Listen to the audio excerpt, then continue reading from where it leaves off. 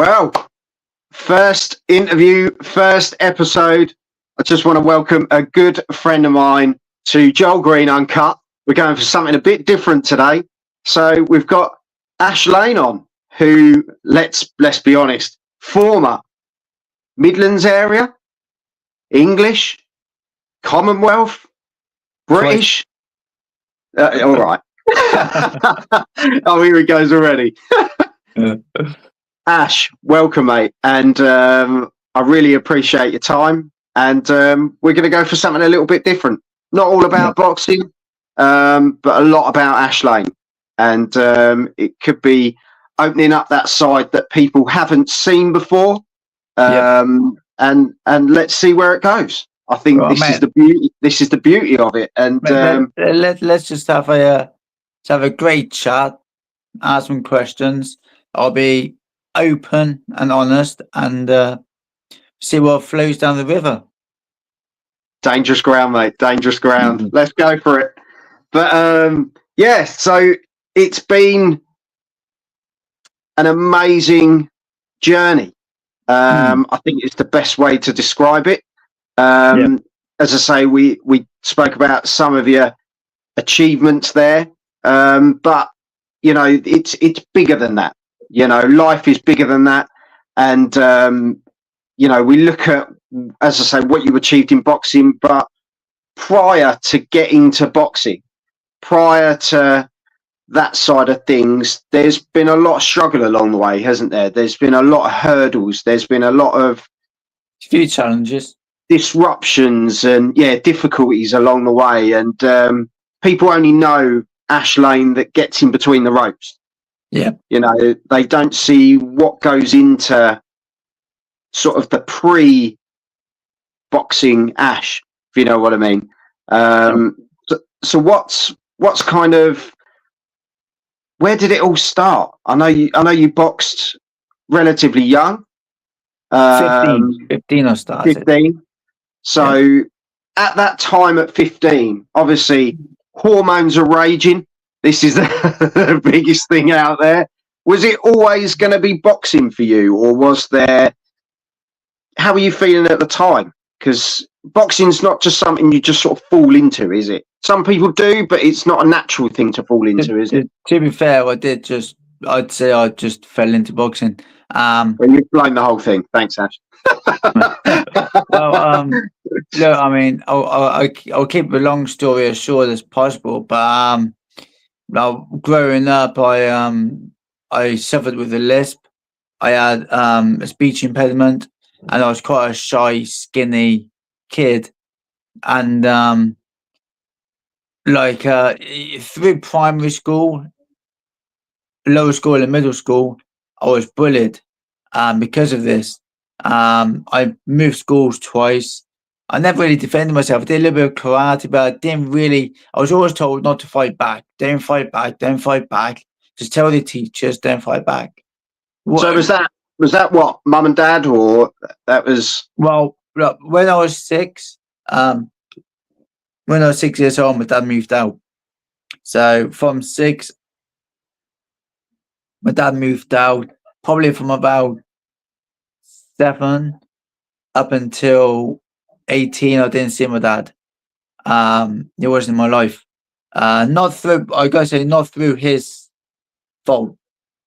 I would say that straight away, not through his fault. My dad moved out when I was 6. I had to go to court.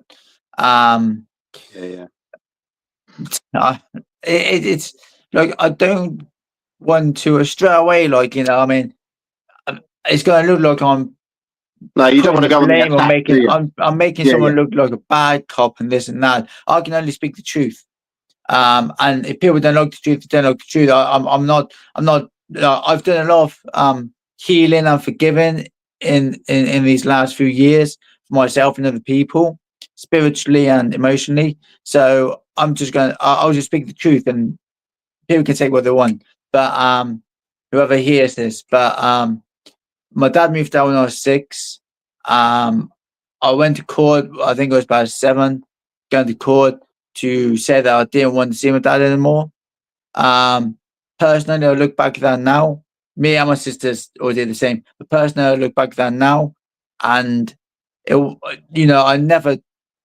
I never didn't want to see my dad. Like, I love my dad to bits, but I had things in my mind that I was told and taught that made me go to court. And, I just wanted to do what I was told. In other words, And you were a little boy. Do you know what I mean? I was a little boy. I love my dad. I love my mum. And I used to see them arguing, fighting.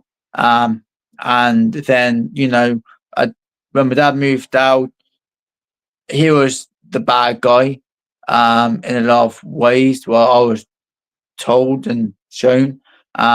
So I went to court to say I didn't want to see my dad. And, that broke my dad's heart. But it wasn't really my fault. I was just copying what I was told. I was just mirroring what I was told and meant to and say. You feel you're doing the right thing. And Dad's not in the house really to defend himself or anything along those lines. Exactly.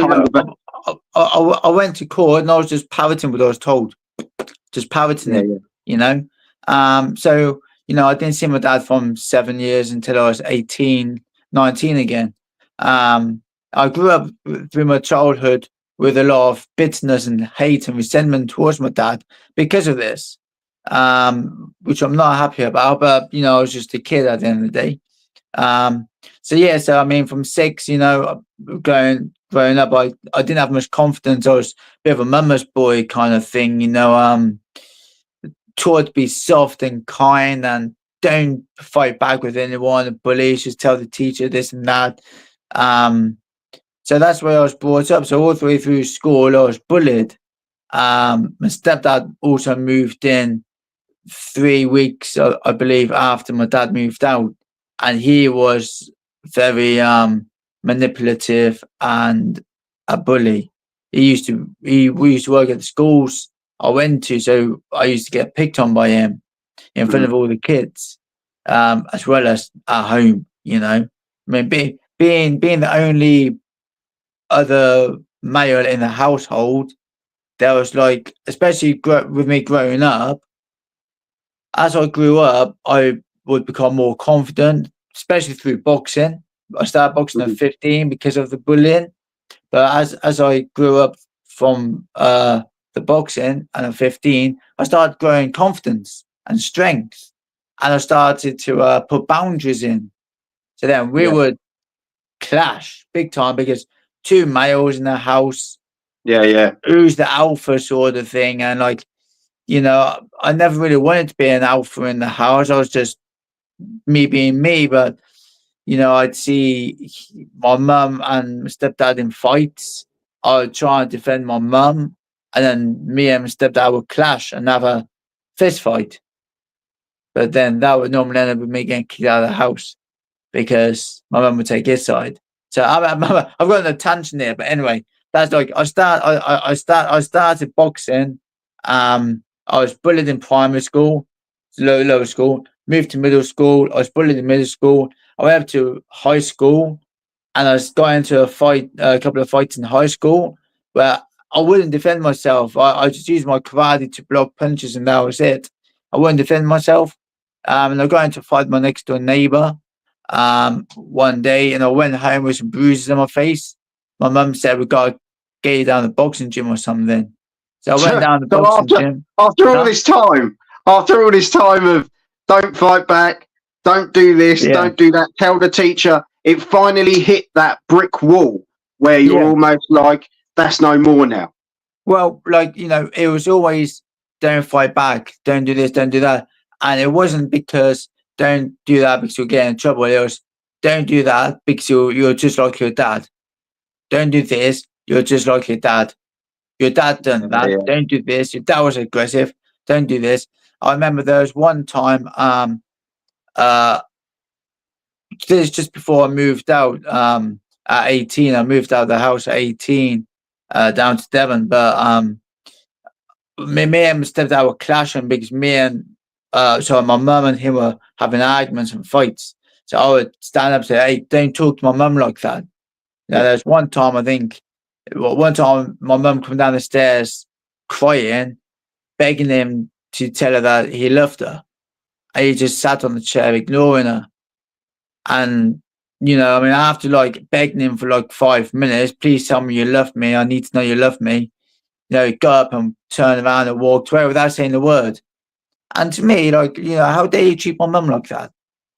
So I got up and said, hey, like, you answer her, you got to tell her you love her, like, He just walked away. I had a book manager, threw my book at him. I said, tell her you love her, like. He turned around, he grabbed me by the throat, shoved me up against the wall.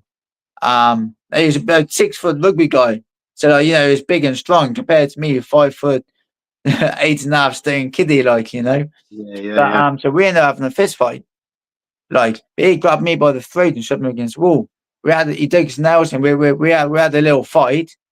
And my mum kicked me out, even though I was defending her,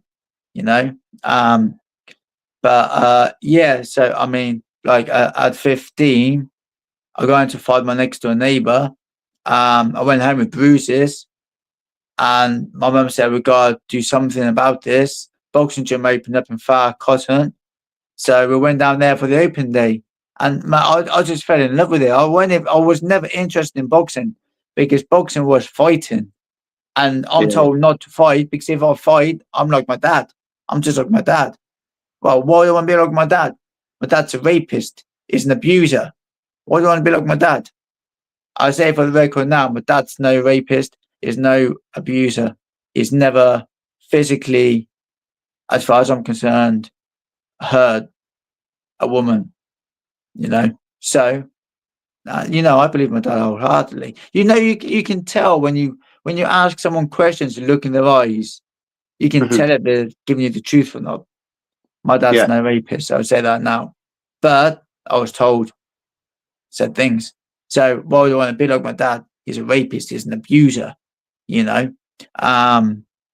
that's why again, it's going back, isn't it? It's going back to that manipulation that you had at the age of 7 of this is what you have to believe. This is what it is. This is what happened. And you want to be like that. And then all of a sudden, so you've gone through this whole process of your childhood and teenage life to then be almost told to be like your dad and fight back and do that side of it. Do you know what I mean? It's almost like twisting the screw to say, well, actually, yeah, you do need to fight now. So all this time you've been told not to, and now it's now the acceptable thing to do because now's the time to do it. I don't know how deep I should go, but I just said I'll be open and honest and transparent. And it's as much as you want to, Ash. Do you know what I mean? This is a problem with a lot of women alienating dads and children, right? So and I'll put this on the record now. I've forgiven my mum, and I've healed what I can so far. I'm still on the healing journey, but I've given my mum and I've wiped the slate clean. So what I'm going to say, people need to remember that. But there was one time when I was 18, my mum told me that my dad raped her because I was questioning whether I was getting in touch with him again and whatnot. And I was fighting with my stepdad. So my mum picked me up from the boxing gym once, and on a Sunday afternoon, I can't remember how the conversation came about, but she told me, like, your dad raped me when I was younger. My head's blown. I'm like, what? My mum was raped when I was a kid by my dad? Like, first he leaves the house, then he picks on me, then, like, he doesn't want anything to do with us, then he starts adopting kids to replace us. Then he has his own daughter to replace us. Everything I was told, by the way. So this was always going through my mind. So he's trying to he's abandoned us. Then he's tried to replace us. Now I'm being told he raped and hit my mum. Like, my head's just like a bomb gone off. Yeah. So, like, my head's screwed, as it would be naturally for at least a few hours, right? But I go home, I'm like in a fit of panic, going to my bedroom, which was downstairs. And I don't know how, like, it's all a bit of a blur getting to that stage. But I remember going into my bedroom and I stood up against the door, no, up against the wall, sorry, and my eyes were bawling out. I can't remember how I got there, but my eyes were bawling out. And my mum was behind me. And people are going to think this is pretty sick. And to be fair, I'd say he is, but whatever. She turned around me and she goes, I can't remember what happened, but she turned around and she goes, "Did your dad touch you? Or did your dad touch you too?" Something like that. Why would you ask me if my dad touched me when I was a kid? Like that just like mate, like I mean, I was I've forgotten about that for a long time. For like weeks, my mind was just like in an utter state of confusion. Why on earth would you ask me if my dad touched me when I was a kid? I have my hypothesis why there's some other stuff that happened when I was a kid, which I won't say because this could end up being a counselling session. But or just an outright exposing sort of thing.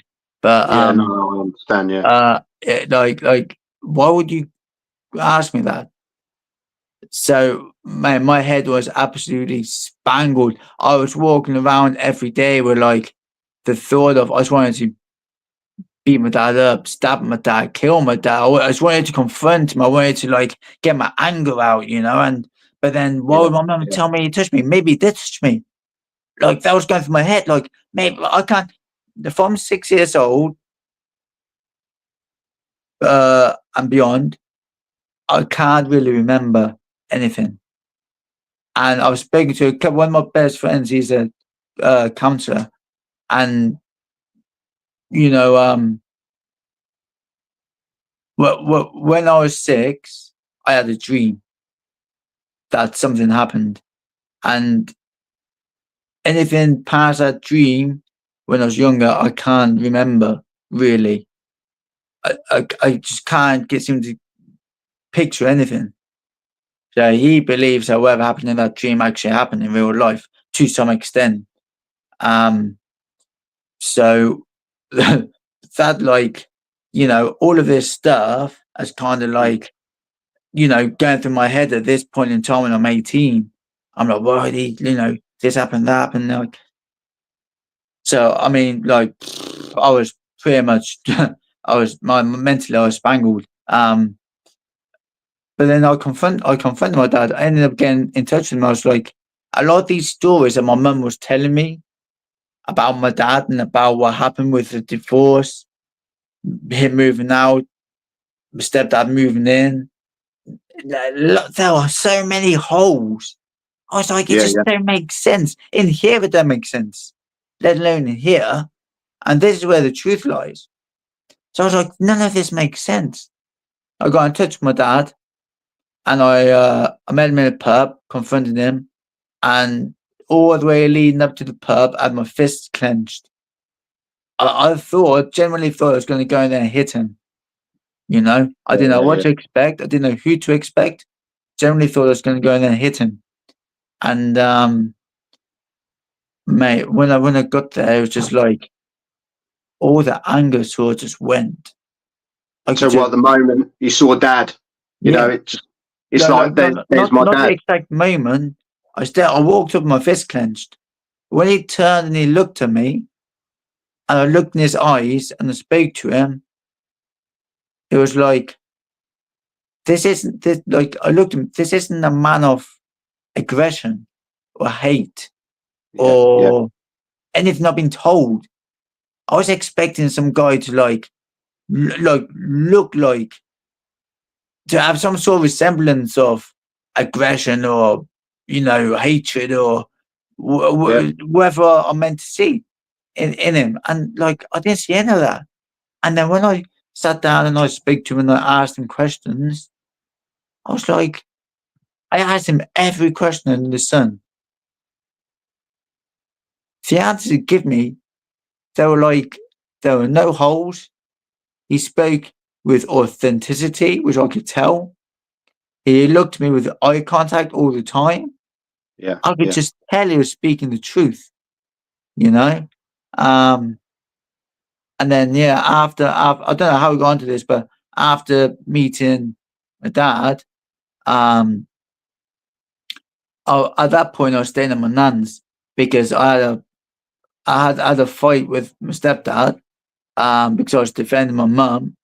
They were arguing, and so I was staying at my nan's. I went back. I said I'd just go in touch with my dad. I've just met him, and they went off the handle, flew off the handle, and within weeks I was out their house, and homeless for the first time.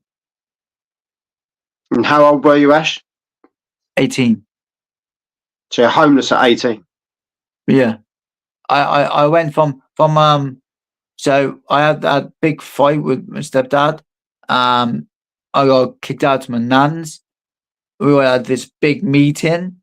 Bear in mind, this fight I was just defending my mum. In that argument I said about earlier with the whole "will you love me?" do you love me sort of thing. That was the fight. Had that argument, had that fight with him, defending that. I got kicked out. I went back for a meeting that night. I got asked to sit down. My little sister me and my sister were so tight. We were like unbelievably tight, right?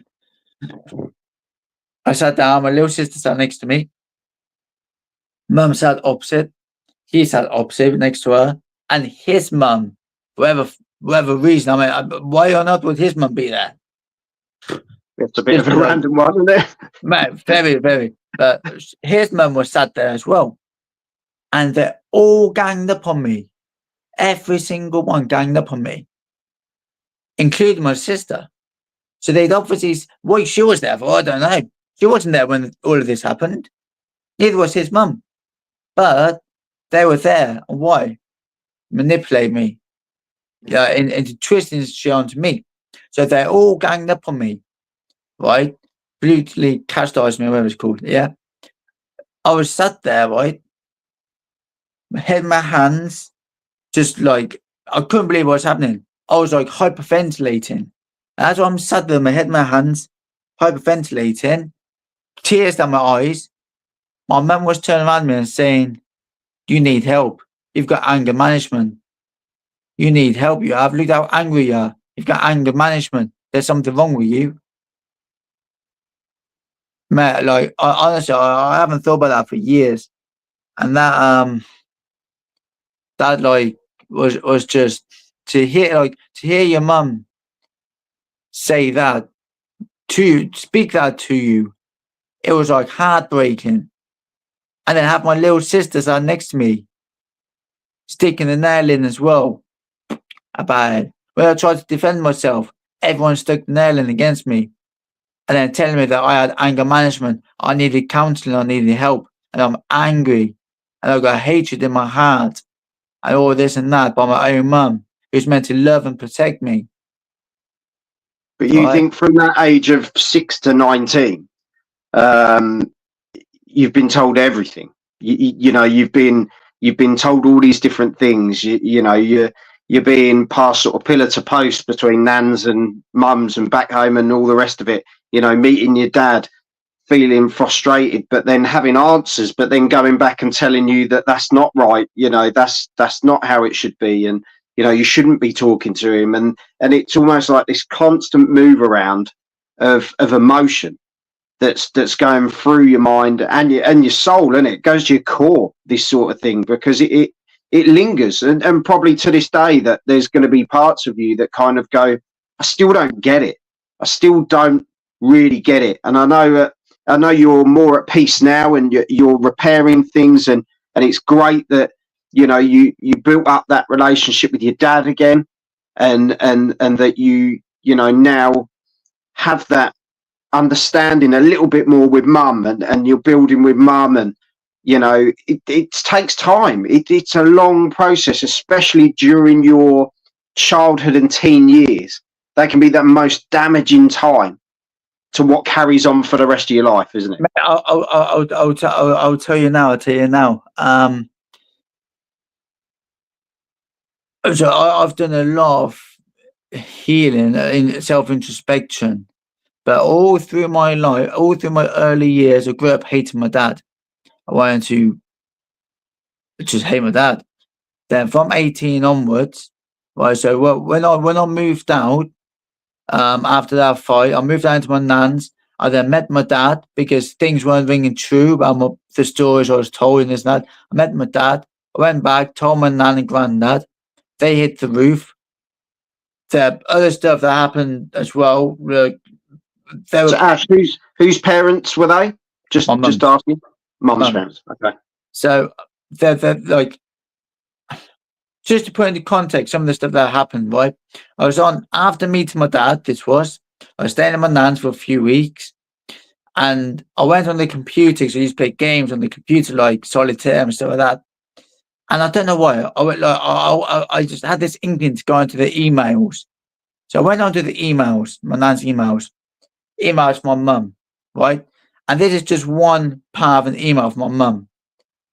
In this email, she called me the devil's son. She called me the devil's son. She said I was evil, right, to my nan and granddad. And in this email, I saved on my old phone. I'm gone no more, but it's no phone. She said that if I stayed there at their house, they couldn't see the rest of their grandchildren. That was my mum, my own mum, said that if I stayed at my nan's, they couldn't see the rest of their grandchildren. That is fucking disgusting. Sorry for swearing, Joel, but that's absolutely diabolical. She literally forced me out of my nan and granddad's house, like, you know, because of that. I ended up homeless because of that. You know, I moved, like, I had this big thing with my nan and granddad. I had this big argument with my sister. I said to my sister, I disowned her. I didn't mean it. It was in the moment of anger, but that was it. Yeah, the heat of the moment. Yeah. My sister held that against me for 14 years. 14 years she didn't speak to me because of that one comment, right? We had an argument. So I ended up moving out of my nan and granddad's. I ended up sleeping in my car, on the sofa down the boxing gym. I used to work on building sites. I'd finish work, I'd go to the gym. But I wouldn't even shower. I'd go to the gym, I'd train.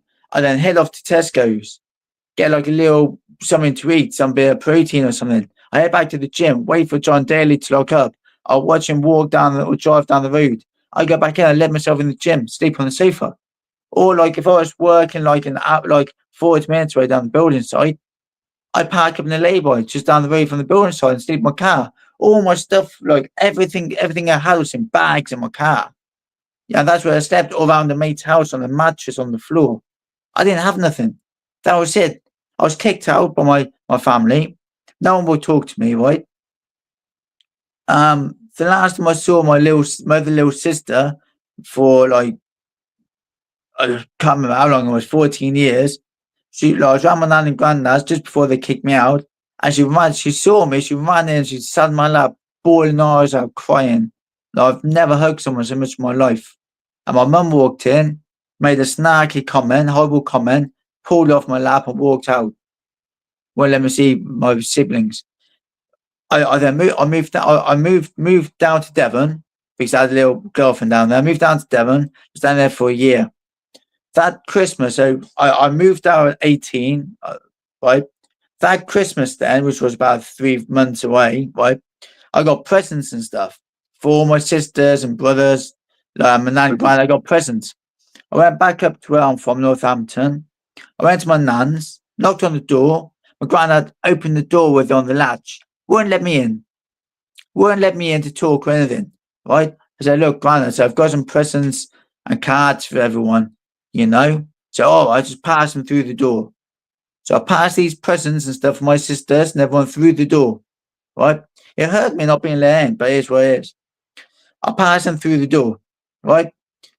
That Christmas Eve, I received a letter from my nan and granddad, my mum, my three sisters and my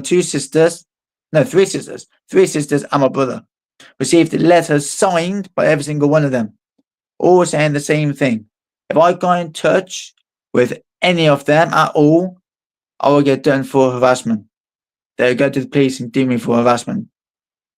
My own family. For what reason, though? You know, because I was dangerous because I was in touch with my dad. What? You just dropped off Christmas presents, mate? I was dangerous because I used to fight with my stepdad when I was defending my mum every single time. And because I was in touch with my dad, in contact with him, and my dad was dangerous. No one could be allowed near him because he's dangerous.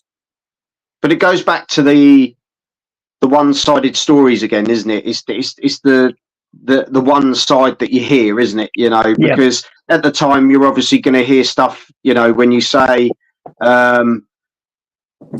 you know, like you were saying, "Oh, mum said this about dad," and it's all one-sided until you hear dad's point of view, and it's always been a one-way street, isn't it? And then all of a sudden you start to get a piece of the one-way street cake. You know, that's how I'm going to describe it. And you're doing your bit, trying to do the right thing, and now you're actually seeing it from dad's point of view. You know, you're actually seeing it through those eyes, aren't you? Just to give you an idea of how bad it was, right? So I was blocked on all social media. My telephone number was blocked. I was threatened with harassment, a court order and everything, right? So all of that. I went back at one point, it might have been just before I received those letters, I went back and knocked on the door, my mum's door, because I was back in Northampton, I wanted to reconcile and have a chat. I answered the door, she opened it. Well, look who's here then. She went, hang on, wait there. Rang my granddad. She goes, you never guess who's here. No more than 2 minutes later, my granddad pulls up in the car, fast as he like, put the brakes on, jumped out, come up, squared up to me, threatened to beat me up, tried to get me to hit him. My own granddad. He died just before Christmas. I didn't actually forgive him for that, to be fair, but maybe I should have. But yeah, Did you speak? Did you get to the point of speaking again though? Once, when I wiped the slate clean, but he had dementia in the end, so he didn't really remember anything. Yeah. But when I was I was alienated for up until 32, so 14 years.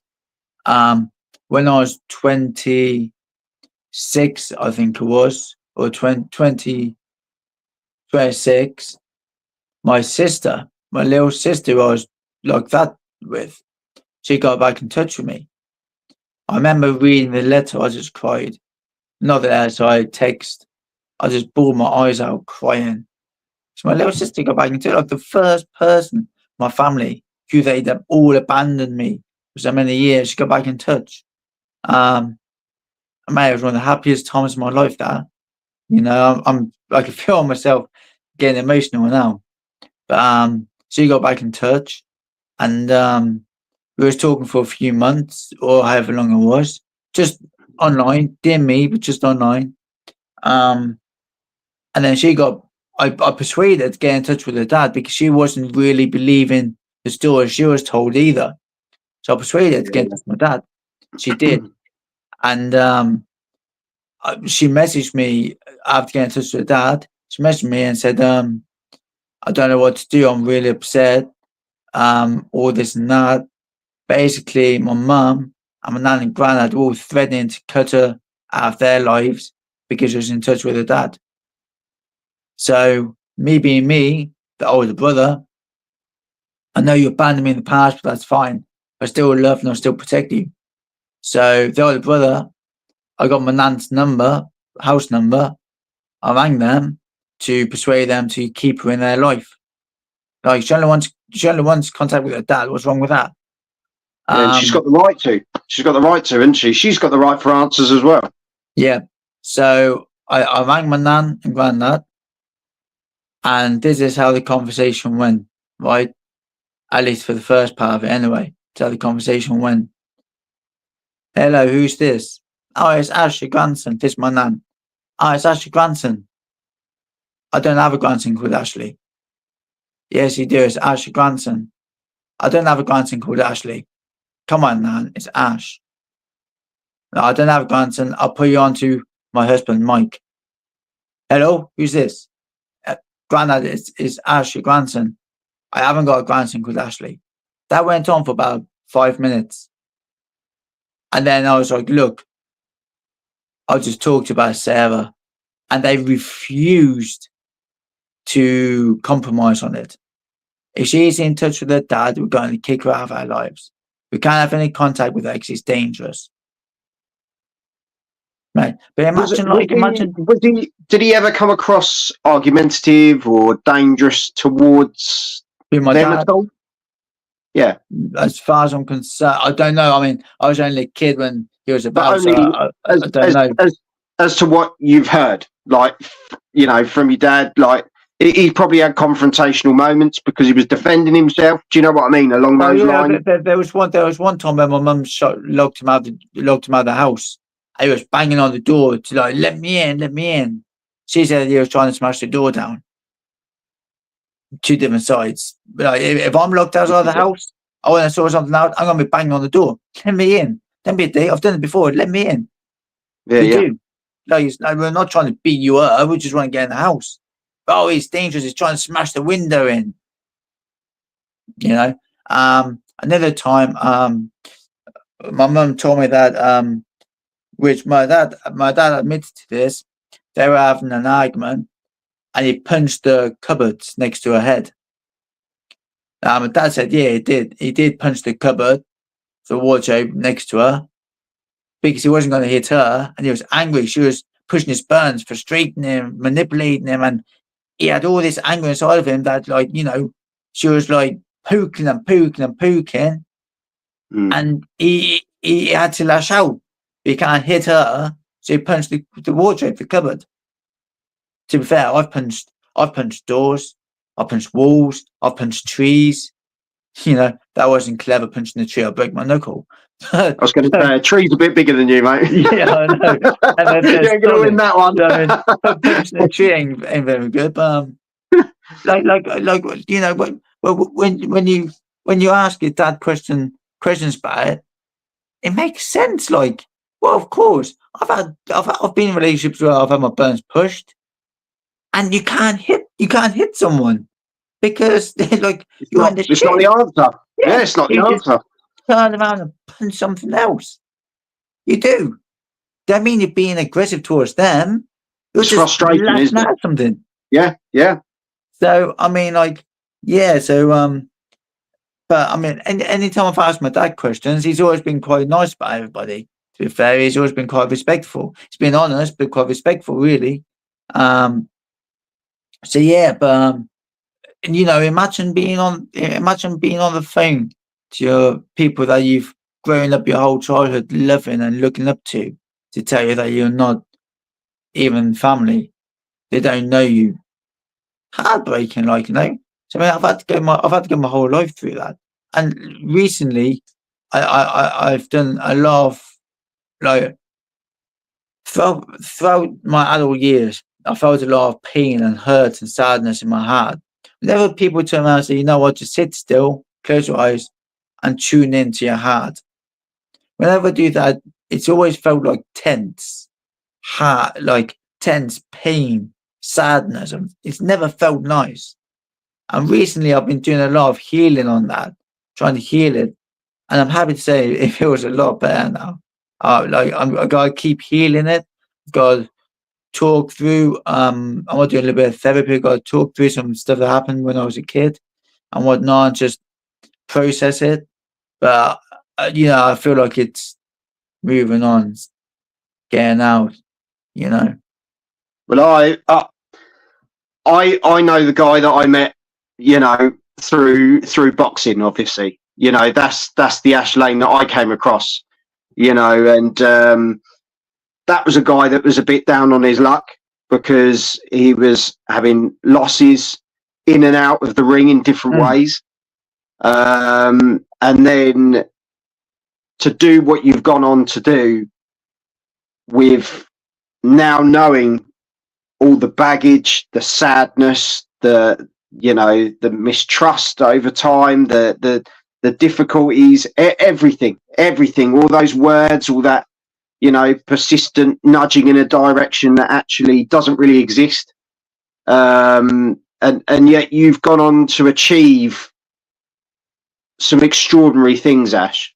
You are, and people were saying it, at ringside, but they only see the side of the story that you're only going to release, to people. And the fact that you are that Cinderella man, as you were described on the night as being Chris Borg, and all I can say is I was there. I'd love to say that.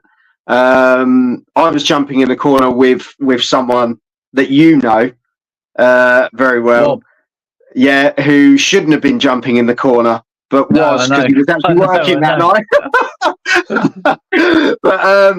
But it was, you really are the Cinderella man. You really are a man I look up to, a man I really value. And, I know shit hits the fan, basically, in everyone's life in some form. However you sort of look at something, people go through bad times, however little or big it is. But, you seem to be chucked into a cement mixer of shit, to be fair, and spun around for years and years. And I think you are proof that you can go on to achieve with such a difficult and heartbreaking start, that you can go on and do what you've done. I'm going to say it again: Midlands area, English, Commonwealth twice, get that right, and British champion is just phenomenal, Ash. And I know that to you, probably building that relationship back up with your mum, although there's a lot of healing to do, but you're working on that, to have that relationship back with your dad, to have found that spark back with your sister. I know that's the one that seems to hit your core, more than anyone, really. We were I used to before I got kicked out, I was driving. So I think she's just started college or whatever she's doing. I used to get up, do my run, make myself breakfast. I used to make her breakfast. I used to drop her off at college. I then go to work at college myself. I'd end up late half the time. Then after college, I leave early. I go and pick her up, take her down to the boxing gym. I take her home. Me and my sister are really. I have 3 sisters and I love them all. 4. Yeah, get it right, mate. When I was younger, we were really, really tight. And to be fair, when she it felt like she stabbed me in the back big time. But I understand that it wasn't really her doing it. She was just doing what she was told to do. And so I don't blame her at all. I spoke to her today, actually. I'm really proud of her. I'm really proud of all my brothers and sisters, to be honest. I'm really proud of them all. My other sister, Ellie, she's had a very traumatic past. So some of the stuff that's happened. Well, to be fair, with Sarah as well, but some of the stuff that's happened to my sisters, by the sounds of it, really, all of you. All of you. You've all been through. Anything that's happened to me, I've got to kind of forgive for my own self, my own sanity, for me to move on emotionally and spiritually. Because if you like, I've spent 14 years bottling stuff up inside with bitterness, resentment, anger. How can you do this to me? And I've had to let that go as best as I can. It's still a process. I'm still letting it go. I've had to let it go as best as I can, but then it just eats you up inside. Like all my life, because as from child trauma. I've been told this is why, but all my life, I've never felt good enough. I've never felt like I was worthy of anything, you know, anything or anyone or achieving, having anything worthwhile. I never felt I was good enough or worthwhile for it. Like, you know, and that's because of stuff that's happened as a kid. Mm. It teaches you that. So that's a constant process going through and healing that and knowing that, you know, like you are worthy of like having achievements. You are worthy of having a nice relationship or some good money, and you know, you can achieve what you want to achieve, and there's nothing and no one that can actually stop you from doing it. Mm. And my story shows that because, you know, from 15, that nothing like, you know, going through everything I did as a child, like the trauma that I had, and then being bullied through school and being really shy, having no confidence and not being worthy of anything, and really struggling, you know, to then having this dream of British champion, and then all the setbacks, and I lost fights to Jason Cunningham, Josh Whale. I lost fights to Kayafi. You know, just little bits, and having like losing fights and getting knocked back, and then taking fights for no money and being poverty. You know, like I mean, Matt, I got some stories about like having no money and this and that, crazy stories. Like, but then like, you know, moving halfway across the country, being homeless, and having all of this and still fighting, still got that desire, that passion to like really achieve your dream. Like I believe now that all of these were tests from God. Like, you know, I mean, back when I was a kid, I didn't believe in God. You know, people would say, "Do you believe in God?" I say, "No, I believe in the devil. I believe the devil's here to try and take us and hurt us and do this and that, and we have to make our choices to fight against him." And man, I was wrong, man. There is a God. Like, you know, I'm more sure there's a God than there is a devil. But like to go through all of that and still have your dream, like these were just tests. How badly do you really want your desire, your passion? How badly do you want your dream? Oh, I'm going to test you with it. I'm going to test you and test you and test you, push you to the brink of suicide, push you to the brink of self harm, put you through all this trauma, because in the future you got a great calling. You're going to achieve your dream if you pass these, but your calling in the future is one that like special people have, because I'm putting you through all of this not for nothing. I'm putting you through all of this for some special reason. You know, you can show people that you can achieve all this stuff.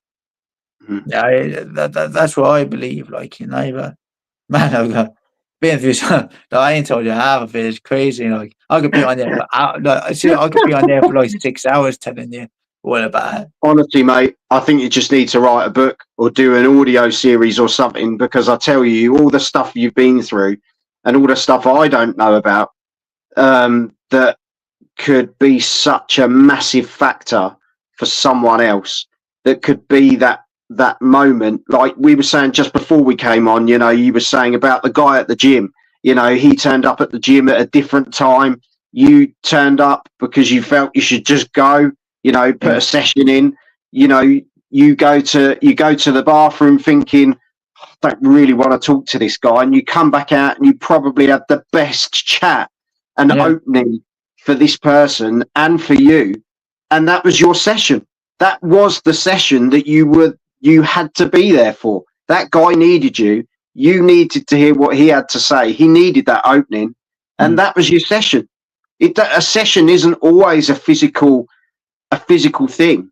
You know, we go into different situations where we open up, we talk about it. You know, we build our strength in a different way, and I just think you're so, because of your openness, Ash, because of the person you've become and the person you were and the journey you've been on, I just think you're an absolute inspiration. I think you have been since I met you from day one, to be perfectly honest. Thank you. You know, Thank you, John. It means a lot, man. we've been mates for quite some time now. And Couple of years now, isn't it? Yeah, 3 years. yeah, I know, mate. 3 years too long for you. But it's but it's that I got to be there on the night that you recognised your dream, without knowing all of this stuff, without knowing how bad things really were. And now I know how much it really meant to you. How much. I look back, right, and like I said, I believe in God now. But I look back. I mean, there's still this happening that show that there's God there. But when I look back, the first recollection I can think of where I can say, you know what, that was God working His magic, was when I was 22, 23. I was in Birmingham. I was sleeping on a mattress in my mate's house, and didn't have nothing there. It was just a house, a shell. It was in work, so there was no electric and nothing. I think I was just using a microwave, and that was it. I was from job seekers. I had no money. I was driving a car illegally, I will say. Hopefully no cops hear this, but yeah, I was driving a car illegally. I had We're out there now. I had 3 ball tires, no MOT, no tags, and no insurance on this car. I didn't have none of that because I couldn't afford it.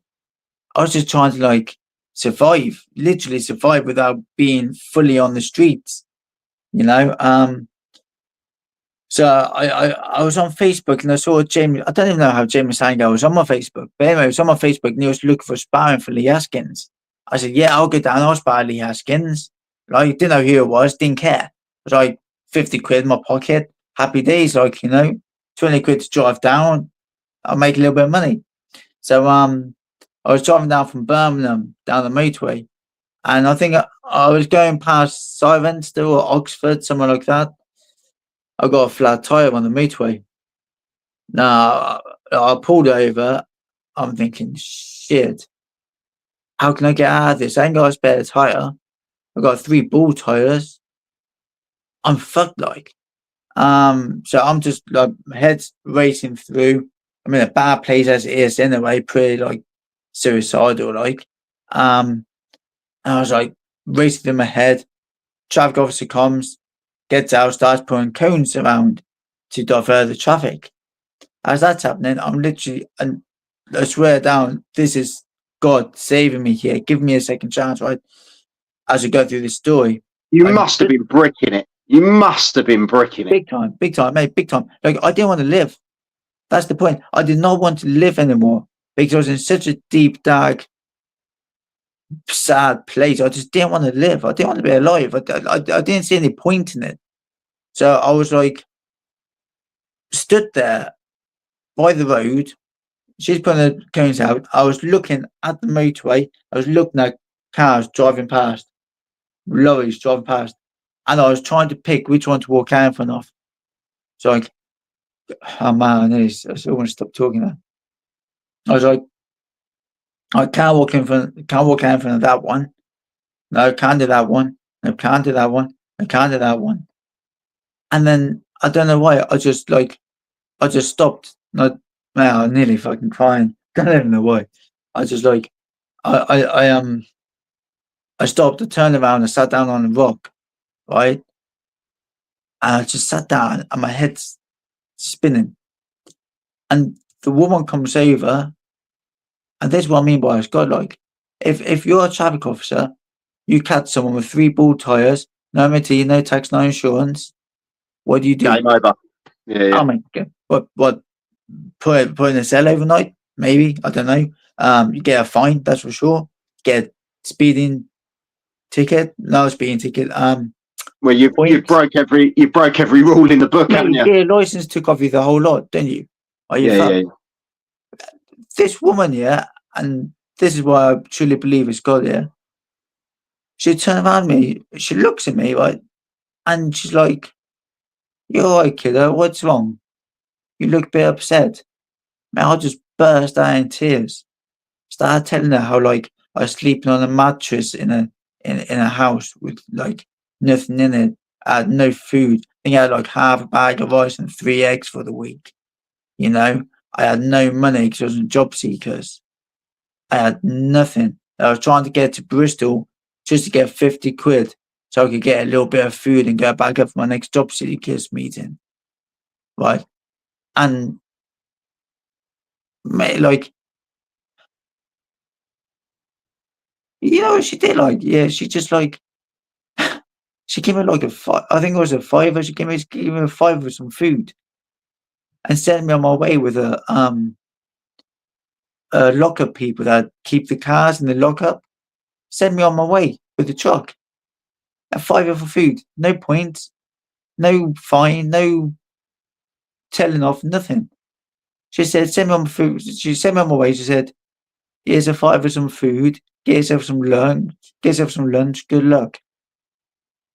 That was that. Now, like, I mean, that in itself is crazy, right? But then, like, I went, no, I went to the lockup place. They put my car in the pound, and I'm looking at the signs, and I'm like, how am I going to get this car out? I got to get this car out. And there's 3 guys working at this place, and I'm pacing up and down, pacing up and down. And I don't know. I just got talking to one of the guys, and I'm like, how much is it going to cost? I was like £60 a day or something. Like, I can't do that. I've got no money. How am I going to get this car out? You might as well keep the car, like. And I'm like, just, like, my head still, even though that woman, like, is blatantly like, you know, I got a second chance, I'm still like, I can't work out how I'm going to get out of this. Yeah, I need a third one now. Mate, like, no else but lie, yeah? Right. So these 3 guys that happened to be on shift this day, yeah, they had a whip round, got me 50 quid, I think it was. One of them drove me to a scrapyard, got 1 or 2 tires for me. I think it was 2 tires. Drove me back, put them on my car, sent me on my way without paying a penny. I made it to Bristol an hour later. Now, you tell me, right? You don't need to tell me, mate. You're talking to the wrong person. That traffic officer and those 3 people that happened to be on duty on that pound on that exact shift, all 4 of them on the exact shift at the exact day had been in the exact place at the right time for me. Hey, that's no look. I don't believe that's no coincidence. That's God. And let's be honest, like we were talking about you chatting to that guy at the gym, you had a choice.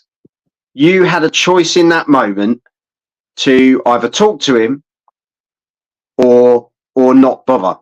Yeah. They had a choice that day to give you £5 and send you on your way.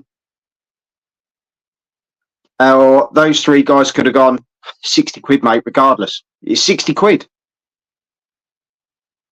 Yeah. Yeah, but that was, I honestly, I believe that was God.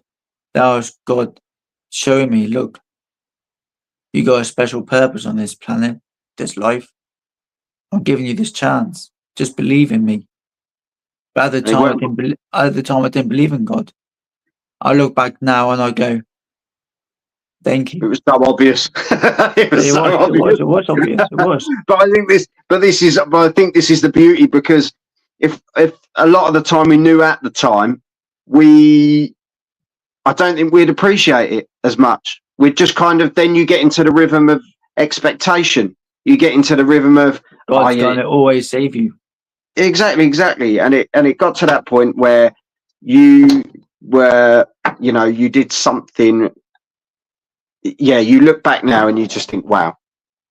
And it's more in awe moment, isn't it? That's the thing. Sorry, Charlie's coming in. It's more of a in awe moment, isn't it? Where you kind of just go, I can't say anything. I can't say anything. I had to stop myself a couple of times because, like, my throat was like, I could feel I was like welling up a little bit, you know. Because now that I understand that was God, I'm a bit more emotional, you know, emotionally balanced, and I've grown, it touches me a bit more now because I Yeah. understand, that was God, and there's stuff that's happened in my life now that I go, man, that was like it's miracles. But it's only one thing, one person, only one thing can perform miracles, and that's God. You And would like, not be here if it weren't for that woman. no, You would no, not be here. 100%. Like, so I was at 22, 23. So 5 years before that, I was in a suicidal, dark place, and I self-harmed. I promised I'd never do it again. I cut myself with a penknife. I promised I'd never ever do it again. Um, and I've spent times where I've been driving, and there's another time I was really around this time. I think it was a few months before this. I was really suicidal. I was like really, really, really down. I was drinking every night, and I think it was just before this. I was drinking every night, and one night in particular, I decided I wanted to just end it again, and I was driving home drinking.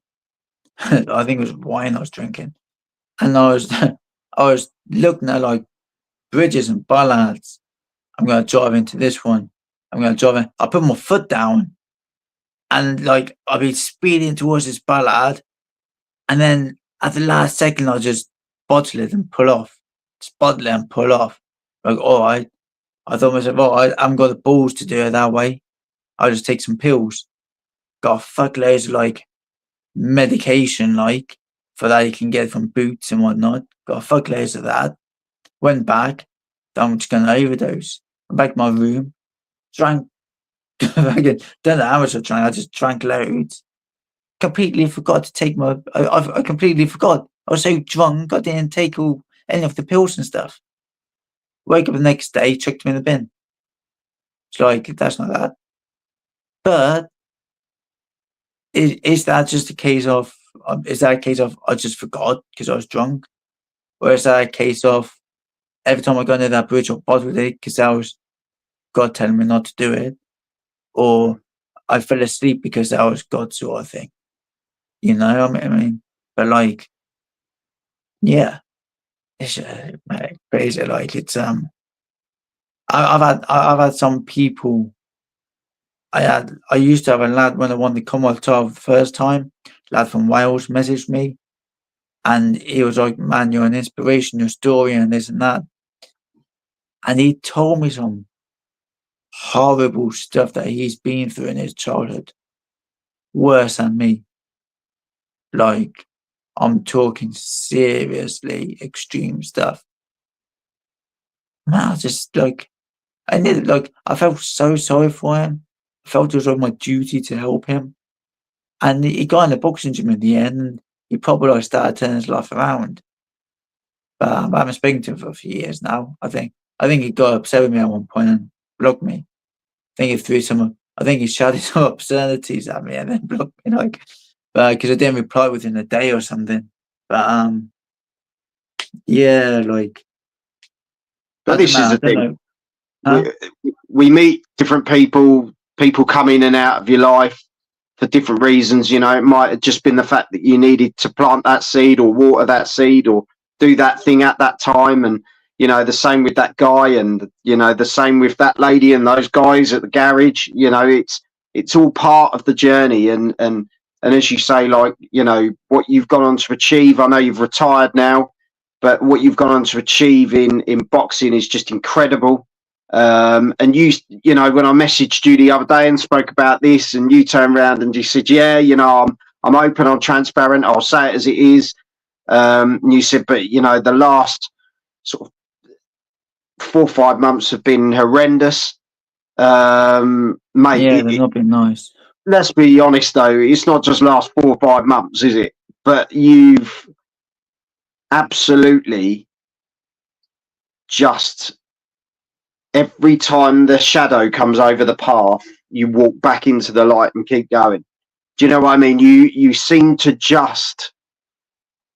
you found that peace now where you say, right, tell me where I need to be. And Yeah, I think that's where you're at now. You know, it's yeah, been a long journey, but I think definitely that's been a where. long journey. Definitely been a long journey. So through my whole life, I've had stuff happen, and I've always saw myself as a fighter. I gotta fight through this. I'll fight through this. Gotta fight through this. Anything happens, I can fight through it. Um, I can compete with these battles. I can get through them, and I can fight. And I did. You know, I always did get through wherever I needed to, because in my mind I was a fighter. I can do it. You know, I can fight through these battles. And now I've done a lot more growing these last 4 years, especially. But these last 5, 6 months, I've gained a lot of wisdom. These last 5, 6 months, and I have realized that I don't need to be this fighter anymore. I don't need to fight all these battles and try and compete with the world and this and that anymore. I just don't need to. Like the old, I think at the moment I'm going through like an identity change. At the moment, my whole life I've been Ash the fighter, Ash the boxer, Ash coming back from the brink of despair to overcome this and do that and achieve this. And I need to change the identity now to Ash, the one that's healed, Ash, the one that's in alignment with his purpose in life, Ash, the one that's at peace with his past, his present, and is looking forward to his future. Instead of trying to fight and battle and compete and be the winner and overcome, just be the one that's at peace and Yeah. know that your future's bright, and I don't need to fight. You know? Don't get me wrong, I've still got the itch to box. I love boxing. It's like it's gone me through some really dark times, horrendously dark times. Like no matter what's happened, even when I've been suicidal, like so I'd be up drinking and thinking about going to kill myself. I wake up the next morning, I'd be running or go down the boxing gym. I still box no matter what. I'd self harm. But the next day I was down the boxing gym because I'm like, whoa, boxing's keeping me going. Boxing. And now I've still got that itch, but I don't need to do it anymore. I think that identity and that past is gone. Now I've got to become the Ash, like you said, at peace, the one that's Yeah. in alignment. I think it's like we say, we say quite a bit. There's a season for things. We go through seasons in life, don't we? We go through chapters in life. We have to close a chapter off and start a new one. We have to, and as you say, it's part of the building process. As your spiritual being, as your mental being, as your strength, your physical being. You go through those different seasons, and this is an exciting season ahead. This is one probably that you're venturing into, which is a bit of an unknown, because since the age of 15, it's been known. This is the routine. This is what you do. You go to the gym. You go to your sparring. You get your next fight. Back in the next camp, you've got your job going on the side, but boxing is the focus. You're heading towards that all the time, and it's this, and now it's kind of right. This is an opportunity for reflection. This is an opportunity for as you say, healing. Looking forward. What can I give into something else? I know you outside of the boxing ring, so the influence you've had on teenagers and young people. The influence you've had on me, other people around me that I've spoken to. You've got that aura about you. You've got that personality about you that's been built on all those difficult times. But what you've done with them has created who you are now and what you can give to others. And I just want to jump into this. Sammy at SWS Boxing, he's put 2 legends don't know, that's 2. I'll go with 1. That's not me, by the way. That would have been really big. We're all legends in our own right. I will say, big up Sam. Yeah. I'm very, very happy and proud that Sam was there on the night, on the British as well. Yeah, lovely lad. To be able to give Sam a ticket to witness one of my greatest moments, like, I'm very happy. I'm very I think proud. you forget though, Ash. I spoke to Sam about this the other day. Yeah. And we spoke about it being one of our greatest moments. Seeing you do it. You know, that's what you had on that whole room. Even the Chris Bork people that went to see him were even applauding because they realised the journey that you'd been on to get there and the way you did it. Just amazing. And it's just, but yeah, big up Joel and Ash. You know, it's, yeah, it just says it all. You know, AFC always. Joel and Ash, big up. Let the Punk talk. You might know him. He's quite familiar. The man, Ash, the Flash, and the best interviewer in the world, Joel. God, I paid him a fair bit for that one. Jack's a legend. The story of Ash's life is unreal. From what he has been through and what he's achieved, honestly, unbelievable. Thank you, Jack. Yeah, and I think this is the thing. And then he's to lighten up. Tell Ash not to take up too much time. We have WrestleMania predictions to do. I'm better looking at those chicks on WrestleMania. We know, Ash. We know. But all I will say is it's been an absolute pleasure having you on, Ash. It really has. For you to come on and be so open and be so transparent. And I know this interview will go out to talk to a lot of people. You know, there's people very close to me that are going through very difficult times at the moment. There's a lot of people out there in this current climate, as we know, you know, not just in this country, but, you know, globally, that are going through very difficult times. And can I say something for all those people going through these times, right? I said this to a couple of people recently. I mean, like, I was in the gym the other day, and there was this kid come in and he was complimenting me on my physique. I was like, "Cheers, man!" And we had a good chat, and I was telling him about some stuff, desires and stuff. But you look at where I've been, right? Child trauma, abandonment, neglect, manipulation, to then being kicked out, homeless, abandoned even more, and rejected, and then having no money, you know, the brink of suicide, actually self-harming, you know, all of this, and then just having that one dream, and nothing would ever stop me from it, but having the setback, then coming back and having the setback, and always, you know, I mean, like, so many times I questioned whether boxing was my path in life, whether boxing was my purpose to win a British title, right? And I was just always pulled back to do it, always pull back. And what I say to these people that are in times where they're finding it tough to do stuff or pay for stuff, or they don't know what their purpose is, right? Whatever gives you passion. When you close your eyes, something that just comes, that if you think of, you close your eyes and you think of a dream, what's a dream of mine?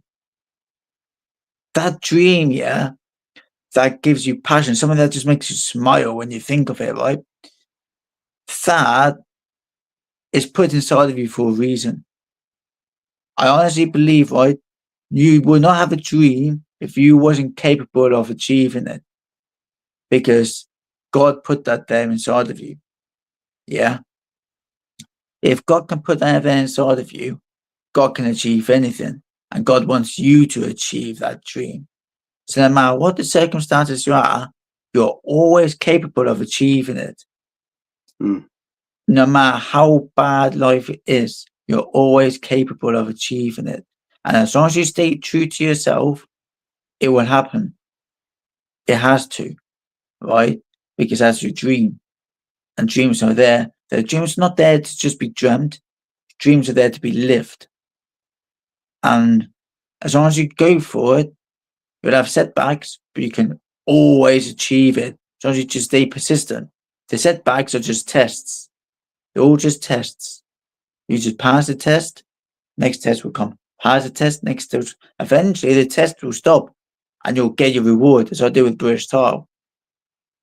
But you can always achieve what you set out to do, no matter how low you are. Even if someone's like me, had no money, nothing, and their dream was just to be able to buy a house. You got that dream, and you got that persistence, and you believe in God and just align with your instincts, your true self, you'll achieve that. Anyone can achieve anything. And you know what? People think if they achieve something in life, that's great. People won't like them. People won't like you because you've achieved something. If you got loads of money, people don't like you because you're greedy. God wants you to have everything. God wants you to be happy. I want you to be happy. Joel wants you to be happy. We all do. Man, I love seeing people succeed. Yeah, I love it. If I see somebody come back from something and succeed, I'm like, I'm your biggest fan. Fucking well done, man. Fair play. I love it. Man, we can achieve anything in life. You just got to believe in yourself, believe in God. No, 100%. I've got to say, I'm not religious, by the way. I just believe in God. I'm not religious. No, honestly, I can't top that. I think we'll end it there. What an absolute star. Ash, big shout out to you, my friend. Yeah, Thank you very much for coming on. It's been No an problem. absolute pleasure. And we could have a weekly show, couldn't we? No, you can do it good. Yeah, this is it, mate. Chats with Ash, episode 1, episode 2, episode 3. Episode 140. Yeah. Series 1, airing on Netflix. There it is. Joel and Ash on their next whirlwind adventure. Yeah. Oh, mate. No, it's all good. Ash, you're an absolute star.